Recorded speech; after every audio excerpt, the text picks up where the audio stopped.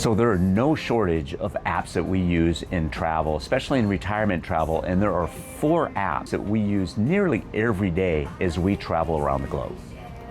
So I'm going to assume that you have the traditional travel apps that we all use and are almost required for travel these days. But I do want to talk about these 4 additional apps that I bet are not in your list of apps, and I think they're important to consider.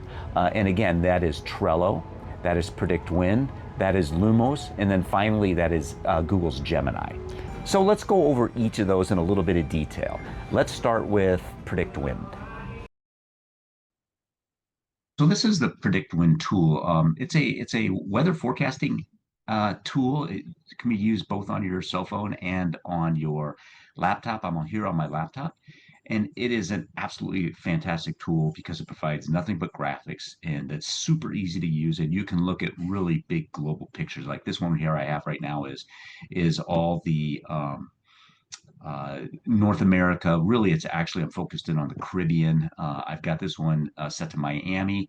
I can have 2 different cities in this free version of PredictWind. So I've got Miami, and then since we travel to Europe so much, I picked one of our favorite cities there, which is Barcelona. But again, I can quickly look at what the 15-day forecast is for large regions. Like, check this out, man. I am going through Saturday, Sunday. I'm 10 days out now, going out 15 days. And I can see that in the Caribbean area, especially in the Gulf of Mexico area, it's all fairly calm right now. I'm looking at rain. I can flip it over and I can take a look at wind to see what wind is going to be like. Ooh, that's kind of a big monster sitting out there. Let's see what that thing does.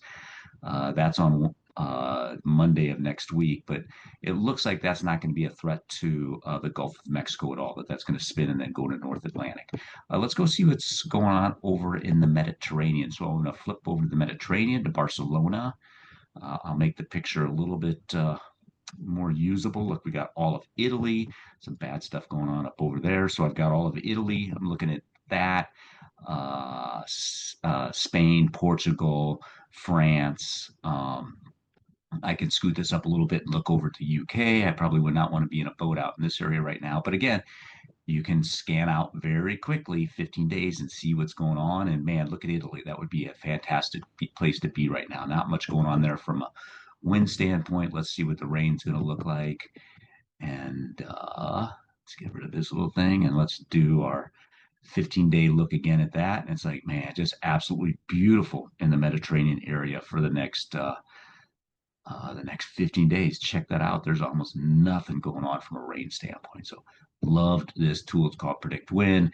Can be on your laptop, can be on your phone. Simple, simple, simple to use. Gives great information. By the way, Heather and I used to sail, and this is the de facto standard forecasting tool for the sailing community worldwide. Okay, so here's how I use Google Gemini to do travel planning. So a couple things first. So Google Gemini is their AI tool. It uses the entire Google database to come up with its information. And it's a very conversational tool. So it's a little bit different than using your standard Google search. So you want to have a conversation with the AI engine. And also, this tool is available both on a desktop like I'm using here, or it's available on your cell phone as an app. I prefer when I'm doing travel planning, since I can type 10 times faster on my laptop. I prefer to do my searches from my laptop, and then I can easily save that to a Google Doc or Drive, which I'll show you here in a moment. So anyways, let's go to Gemini. There's Google Gemini. I'm going to open that up, and then I'm going to start a conversation like this. Hello, I will be traveling to the following cities and would like information on the top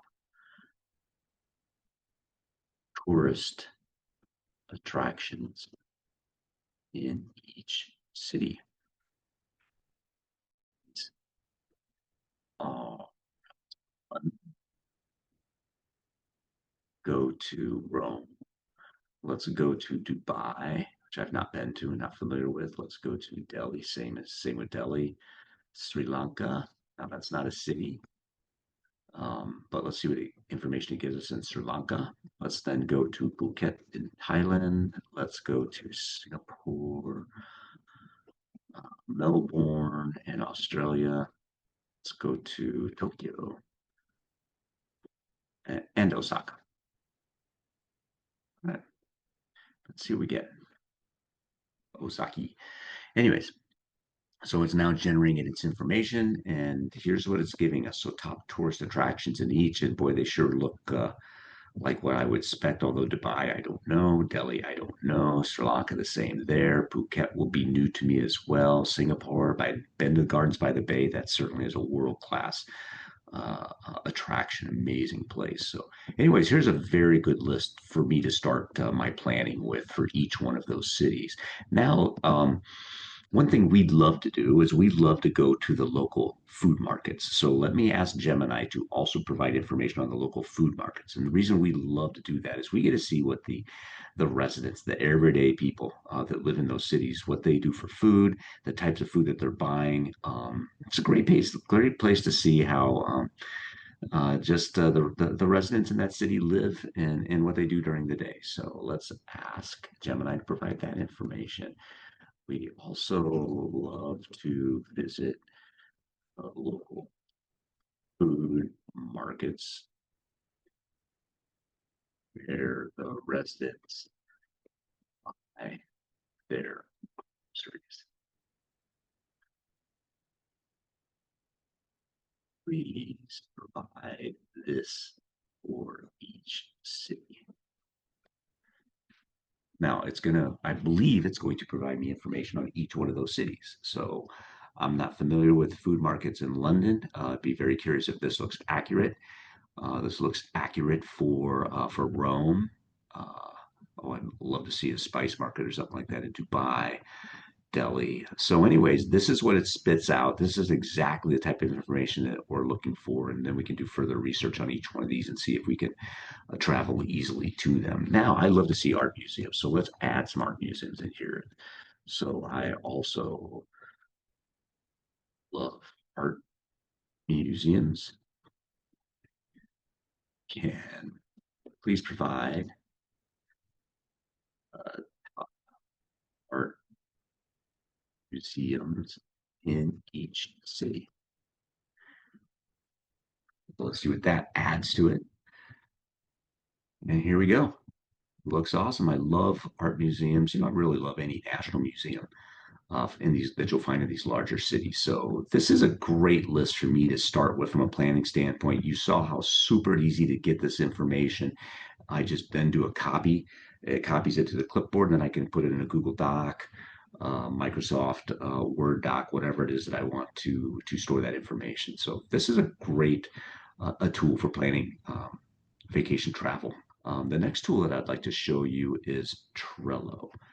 So a tool that we absolutely love and rely on in all phases of our travel, both planning and while we're in travel, is a tool called Trello. A couple things about Trello. Number one, it's available both on your laptop as an account through the browser and also as an app on your phone. So any changes, additions, whatever you're putting through either your phone or through the laptop immediately gets made to the other. And it's also a sharing app. So my wife and I, we each have our own accounts on Trello, and I've invited her to share the information I put into my account, and she does likewise on hers. So we keep things synced and organized really, really well with Trello, and I'll show you how we use it. Also, it is a free tool. There's a free version of the tool as well as a paid version. The free version gives us everything that we need for pretty extensive travel planning. So, anyways, with Trello, you create projects, then you create boards, and you'll have cards in those boards. So, for example, here's a project we have. It's called Fall Travel 2025 Travel. And in there, we have a number of boards and cards. So these are flights that we're tracking for fall. These are cruises that we're tracking. This is some RV spots that we're staying at. So so we set those up, and in each one of those, we'll have a card with details about what we're doing. So we'd have descriptions of our flights, That's how we keep it organized. You can organize and keep this any way that makes sense to your brains, your collective brains, and that's what we've agreed on, to do it this way. We keep our cruises scheduled here, our RV travel scheduled here, our lodging scheduled here. It just makes sense for us. We both look at things a little bit differently, but we've compromised on managing it this way. And then I can show you the other boards that we have. For example, we're putting together this amazing around the world trip.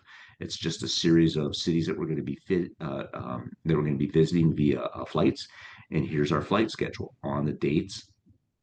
And now these are cruises that we also have during that time as well. And now we got to start building our lodging out, at least in these anchor cities. We've got to put together which ones we're going to put hotels and stuff like that. So we use this to put our planning together, to document it, and then stay in sync with each other. It's an absolutely great tool. Again, it costs us nothing to use. Um, it's shareable between my wife and myself, and it's multi-device, so we can keep things current, whether regardless of whether we're on our phone or on our laptop.